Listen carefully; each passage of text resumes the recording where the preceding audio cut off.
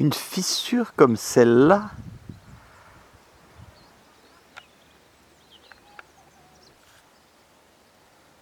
cela veut dire que ce rocher est en train de se diviser, est en train de se fendre dans cet instant, qu'il y a un craquement qui se produit,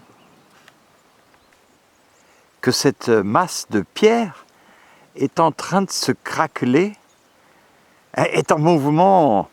Bien sûr, elle a l'air immobile, là, mais dans une échelle de temps différente, elle est comme une pâte à pain qui fermente, qui se fragmente, qui évolue.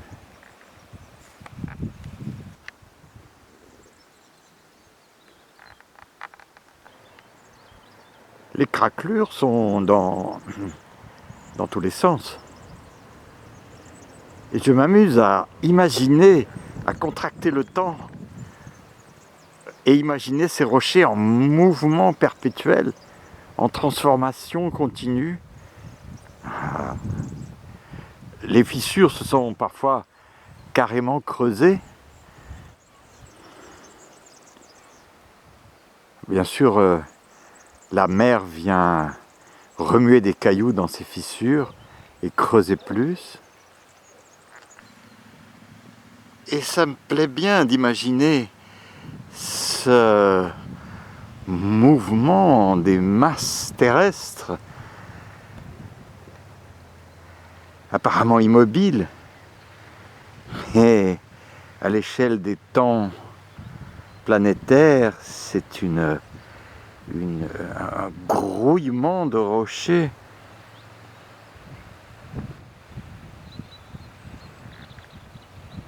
Dans le calme de cet après-midi de printemps. Alors, ce que je suis en train de faire comme exercice, c'est dilater, ou plutôt compacter le temps, de façon à imaginer les mouvements qui se produisent. C'est un changement d'échelle en fait que je me propose. Et c'est très confortable aussi, non seulement dans la dimension du temps compacté qui permet de voir l'évolution des phénomènes naturels, mais c'est intéressant aussi pour moi d'avoir compris la dimension temporelle sur le plan du temps, de percevoir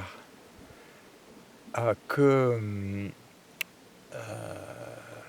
cette petite existence que je vis avec ce corps, ces coordonnées, ces circonstances, ces conditions de corps, mental, éducation, aventure, etc., n'est qu'un petit épisode d'une très longue histoire. D'une histoire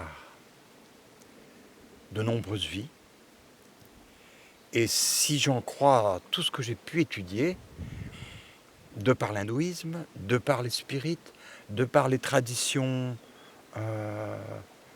aussi d'autres peuples, Tibet, Orient, Inca, etc., on comprend que c'est une aventure immense, comme un voyage dont cette petite existence ne serait qu'un court épisode, où on s'améliore, on se perfectionne, où on comprend des erreurs, on les corrige, et on construit une sorte de véhicule intérieur, un véhicule âme, un véhicule vibratoire, d'une nouvelle qualité, comme quand vous changez de voiture. Au fond, se réincarner, c'est changer de voiture. Aussi simple que ça. Alors, vous allez vous acheter une nouvelle voiture en fonction de vos moyens, des voitures qui sont offertes, etc. Et vous allez choisir un véhicule qui répond à vos besoins. Une nouvelle incarnation, là aussi, vous voyez les offres du constructeur. Dans le monde de la spiritualité, dans la très haute fréquence, dans l'au-delà, dans l'au-delà de l'indivisible, de l'invisible ou de l'indivisible, vous allez examiner les possibilités, vos possibilités. Avec l'aide, semble-t-il, enfin, beaucoup l'ont rappelé, l'ont affirmé, l'ont raconté, avec l'aide d'un instructeur ou plusieurs instructeurs qui vous aident à choisir plutôt ceci ou cela, à choisir un programme de vie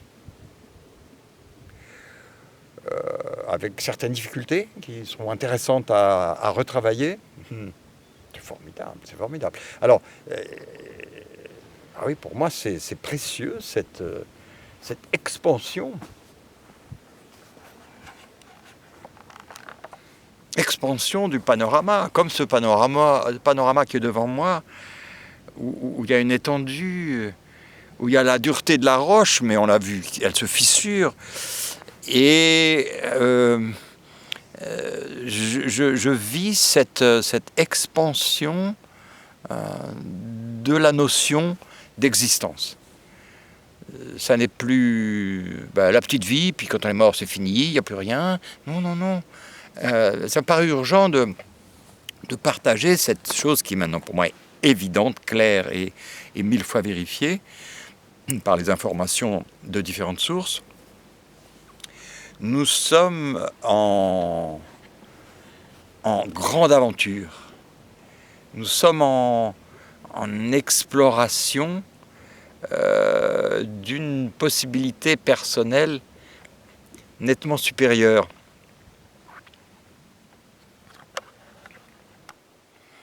Nous venons travailler un écheveau de possibilités,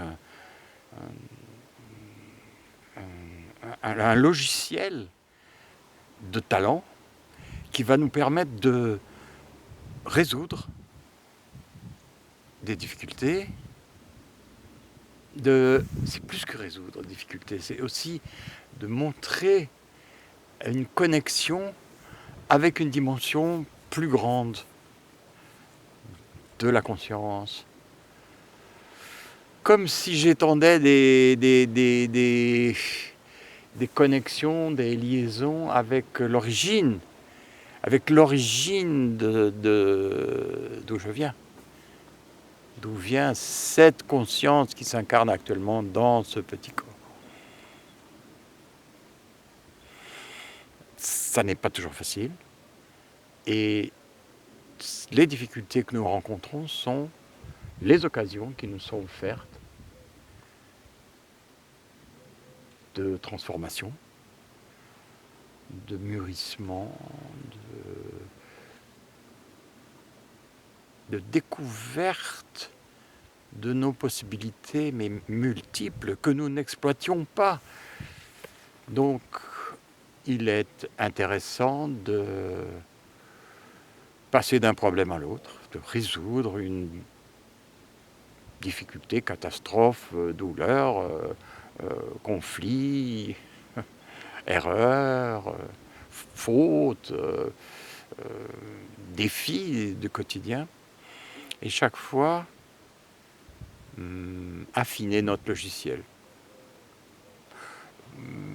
Je n'ai pas toujours pensé ça, en fait. Je communique avec enthousiasme parce que c'est chaque fois une découverte. Et chaque fois, la découverte s'amplifie.